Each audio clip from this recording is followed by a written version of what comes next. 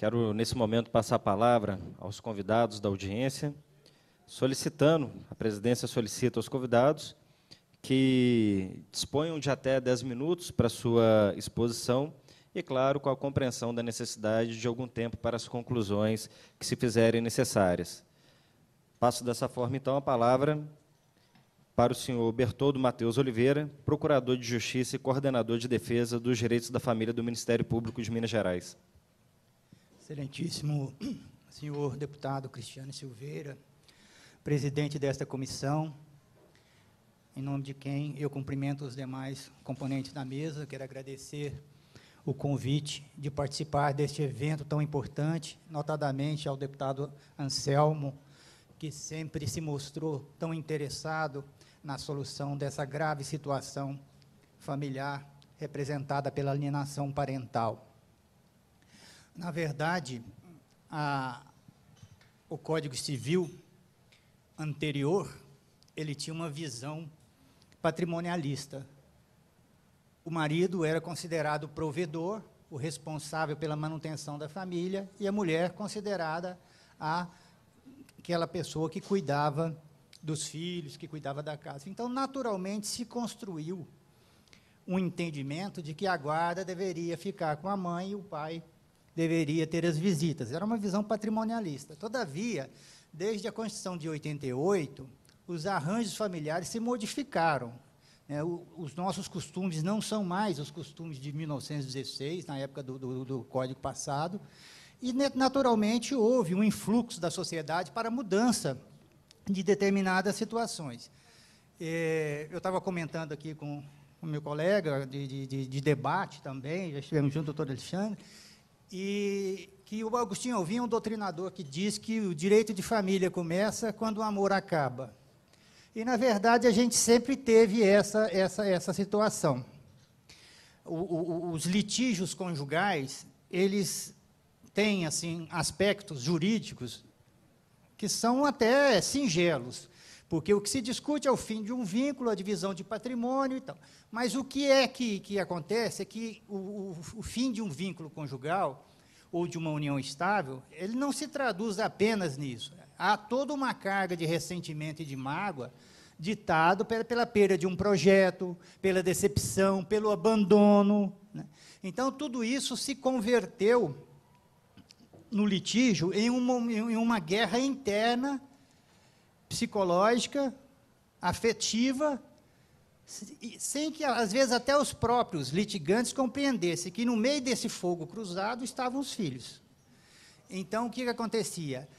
Os filhos eram, muitas vezes, usados como objeto de vingança daquela situação conjugal desfeita. Então, nós tivemos graves problemas de disfunção parental, entre elas a alienação parental, em decorrência dessa incapacidade de percepção de que, além da conjugalidade, permanecia a situação da paternidade e da maternidade de maneira imutável, ou seja, os ex-cônjuges, mas não existem ex-pais.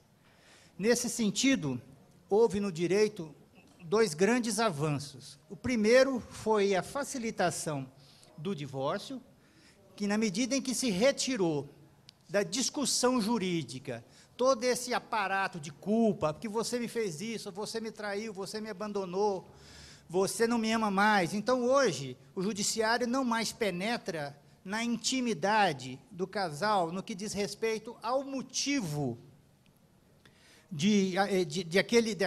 daquele relacionamento matrimonial ter acabado. Porque, na verdade, o judiciário é meio um anômalo que o judiciário diga quem tem ou não tem razão no amor. Então, o divórcio veio justamente quebrar essa visão de que o juiz, o promotor, deveria ficar indagando sobre fatos da intimidade dos cônjuges. Ou seja, o casamento ele acaba por vários motivos, inclusive pelo desamor. Na verdade, né, o fim de um casamento é uma realidade já conhecida, mas que não pode significar o fim de uma parentalidade. Então, esse foi o avanço importante. O outro avanço importante é a lei da guarda compartilhada. Por quê? Porque ela quebra um discurso de poder. O que é? A mãe, o pai, eu quero a guarda, eu quero ser o guardião. Por quê? Porque eu quero ter sobre você um poder residual, ou seja, mesmo que você não seja mais o meu marido, ou não seja mais a minha mulher, eu vou exercer, através do filho, um poder sobre você, e em determinados casos, até magoá-lo profundamente, sonegando a convivência, alienando, tornando difícil aquela interação paterno-familiar ou materno-familiar. Então, o fim disso, com a guarda compartilhada, significa, tem como significado, a lei diz o seguinte: a presunção legal é de que ambos têm idêntica aptidão para o exercício da guarda. Então, isso quebra um discurso, quebra um paradigma adversarial.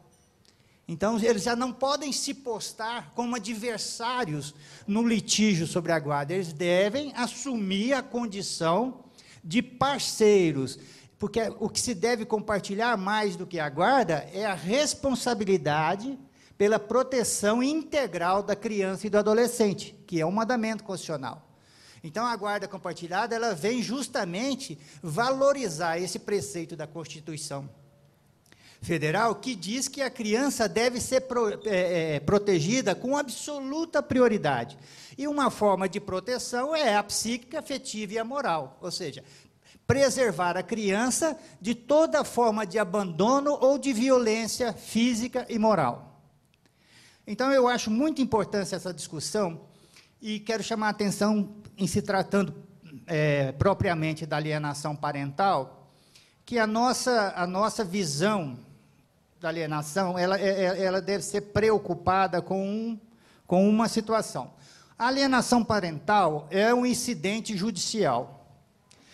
Nós temos em vara de família, aqui em Belo Horizonte, cerca de 5.000 a 7.000 processos por vara. Então, existe uma natural morosidade na tramitação desses feitos. Se eu exceder o tempo, eu gostaria de ser corrigido. O que acontece? Essa natural demora, às vezes, ela pode cristalizar a alienação parental. Não é raro que a gente encontre situações em que a alienação se tornou irreversível. Nós temos situações, por exemplo, de processos que a gente teve lá, de crianças que começaram a ser alienadas aos 6, 7 anos, e agora, aos 16, isso se consolidou de tal maneira que não é possível mais reverter. Os laços romperam. Né? E o próprio, até pelo cansaço, né? o outro genitor, ele às vezes desiste da condição da paternidade ou da maternidade, porque foram anos a fio tentando reverter uma situação, e ela não ocorreu. Então, para a gente prevenir esse tipo de situação, a gente deve tirar da gente, assim, dos operadores do direito, das autoridades, dos estudiosos, dos interessados, essa visão de que a gente pode resolver a alienação parental apenas no processo. Não, o nosso trabalho tem que ser com as ciências afins, tem que ser com um estudo interdisciplinar do serviço social, da psicologia, de toda a contribuição médica possível, para que a gente recupere aquele vínculo que está sendo ameaçado. Nós, no Ministério Público, por iniciativa até da doutora Miriam, que está aqui, promotora de Justiça de Família, uma das maiores autoridades no tema, estamos criando agora um núcleo de prevenção e recomposição dos vínculos parentais e familiares, justamente para fazer um atendimento especializado para as crianças vítimas de alienação parental. Ou seja, nós temos que atuar a tempo para evitar que a demora do processo acarrete definitivamente a alienação parental. Então, a contribuição do Ministério Público está justamente nessa área, que a gente já está abandonando a seara puramente jurídica para, utilizando da nossa intervenção nos processos, percebendo a alienação parental, buscar uma solução fora do direito para recuperar um vínculo cuja recuperação também não depende da lei. Esse trabalho não é jurídico. A alienação parental, ela pode acarretar uma punição, mas a recuperação desse vínculo não é uma tarefa jurídica. Então, eu vou encerrar, para não exceder o prazo, e espero que a gente possa discutir esse tema com valiosas outras contribuições, além da minha modesta exposição. Muito obrigado. Muito obrigado, doutor Bertoldo. Quero também reforçar aqui o registro da presença da promotora doutora Miriam Queiroz Lacerda, promotora de Justiça da Vara da Família. Também registramos a presença do Dr. Rogério Noronha, diretor médico da Associação Brasileira para a Igualdade Parental. E, novamente, registrando a presença do ex-deputado Petrônio Matias.